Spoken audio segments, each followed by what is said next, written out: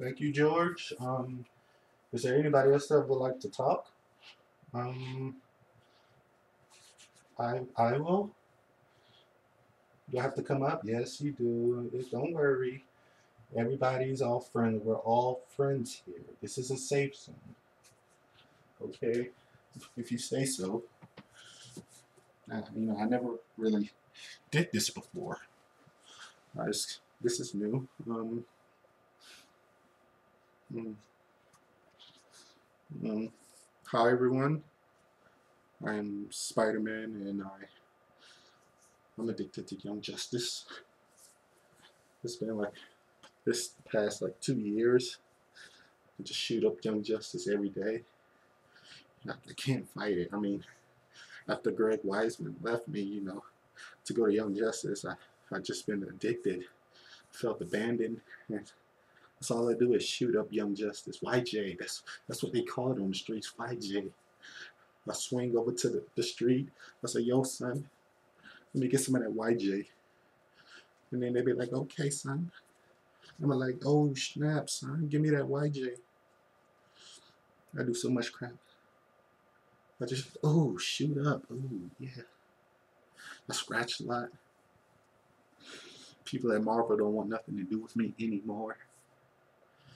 I can't break this YJ addiction. I need someone to help me. I can't talk to Mary Jane anymore. She's left me. This YJ thing is ruining my life. Help me. Thank you.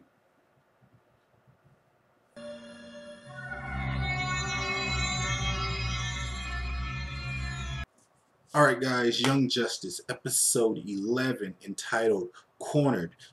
This was the episode to get you back in the swing of Young Justice. It was on the hiatus, it came back, it gave you the episode that aired online but didn't air on TV. But because everybody in the world saw that one that only aired on iTunes, so that doesn't matter. That's why I didn't do a review on it. Well, I did a review, but I didn't do another one because I already did it. This is the one that brings everybody back into the you feel it. Everybody feels it when the Cirque show starts dancing. It's gonna be a good time. Phenomenal episode. I liked it very much. I didn't quite like it as much as I liked Before the Dawn. I felt like Before the Dawn had a lot more meaning to it, a lot more suspense to it. It just was an overall better episode. But Corner was still a great episode. I think it was still a filler episode. But overall, it was great. It had a lot of introductions, and then with the introduction of Virgil, who is Static. Everybody used to watch the show Static Shock. So that was a big fan favorite for everybody. For him to be incorporated into the show and how that was going to go. And so far so good. This episode, it kicks off kind of where last week's Before the Dawn kind of leaves off. The Mount Justice is blown up. The team, Nightwing and his team, are trying to figure out what they're going to do next. What's going to happen now? Who are these? Who's the Reach? What are these Krollentangs?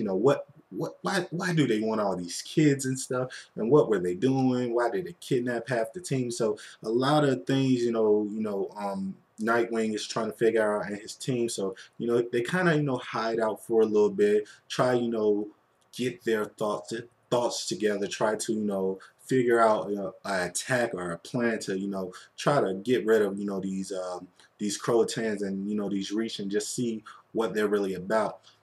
But what ends up happening is this alien, this gladiator alien, named Despero, comes, and he's looking for the best in the world, as CM Punk would like to say, the best in the world on Earth. Who's the best champion? Who's the best fighter? Because he wants to prove that he's the best in the galaxy. So he kind of picks on the Young Justice team. He kind of shields them off, and that was very good. I like that. part of the episode. It had a, a lot of great action, a lot of good humor, and then a lot of people stepped up that who were kind of left on the back burner since Invasion started. Which who I'm talking about is Mal Duncan. We all knew like he was the guy. He was just the kind of the token black guy, basically. He was just in the crib, eating the Cheetos, just scratching his butt, watching cartoons, watching Maury, just chilling out while everybody else was doing, the hard work. So, he had his moment to shine. I really like that. I really like that they gave him a little thing, to shine on, to, kind of step up to the plate, to not kind of be like the only character on the show who's just there just to be there. They kind of gave him a little purpose because he's going through his little relationship issues with B, and I don't know if is it me or is B kind of shunning him away. Is she cheating on him? I feel like she's got to be seeing somebody else because every time Mom's trying to give her some of that salsa, try to put the moves on her, she ain't having it. She's always making up an excuse. So we need to look into that. The Cirque shows is got to investigate that. So what else did we see in this episode? I really like the therapy, the Black Canary Therapy 2.0 session. I thought that was really good. She had all the kids who were captured and stuff kind of talk about what they were going through. It didn't hold up to a lot of meaning as her first one when she had with the original team like Robin and all that. It wasn't more meaningful like that one, but it was still good to see.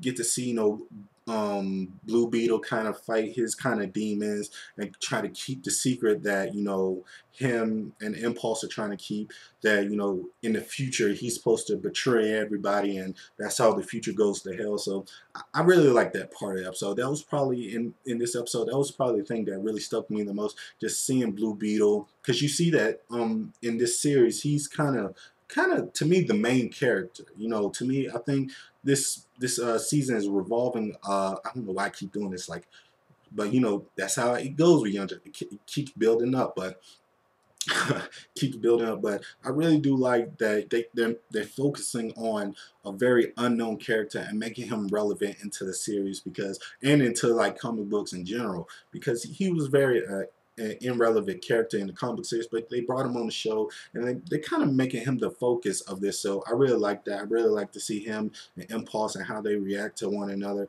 I still love Impulse. Another thing that was just very great about this episode was the fact that you did get to see a fan favorite, one of my favorites, especially from season 1, going over to season 2.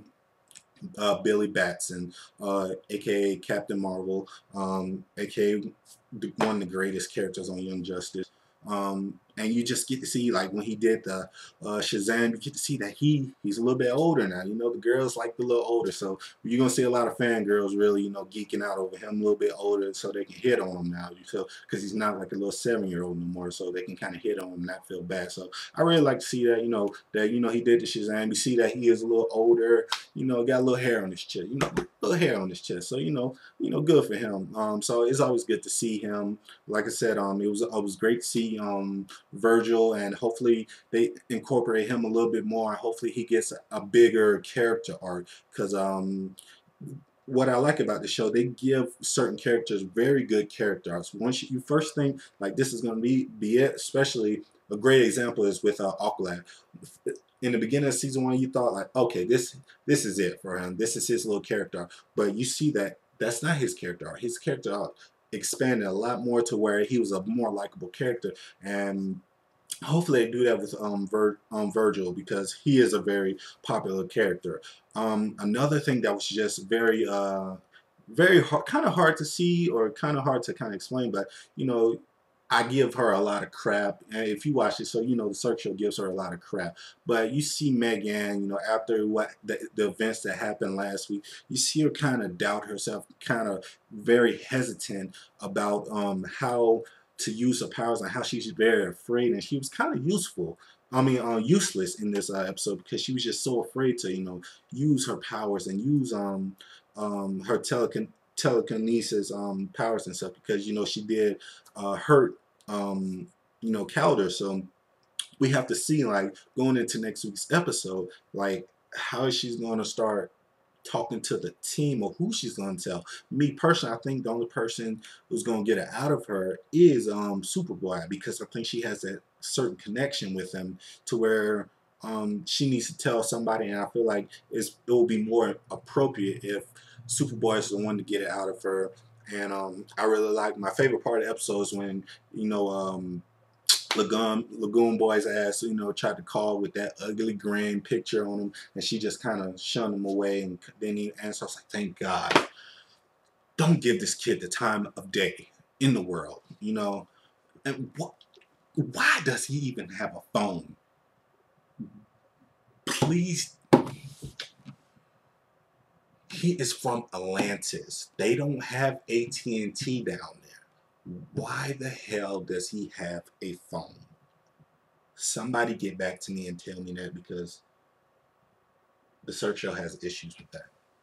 Overall, I still thought it was a great episode. Oh, and another thing I want to talk about is the reach. Before I get done with this, I want to talk about how the reach is really you see how they're very sly and slick, and how they have bigger plans. You see how they're trying to turn the humans against the superheroes and the Justice League, and how they're trying to manipulate their words and stuff to make them seem like the Justice League are the bad and the Reach are the good. So I really like to see how that plays out, because that looks like it's going to be a very, very interesting story. Overall, I thought it was a great episode. Like I said, wasn't my I didn't think it was better than Before the Dawn, but still great episode. Can't wait for next week's episode. What did you guys think? Please like this video, comment, subscribe, tell a friend to tell a friend to tell a friend, because I'm awesome and you know it.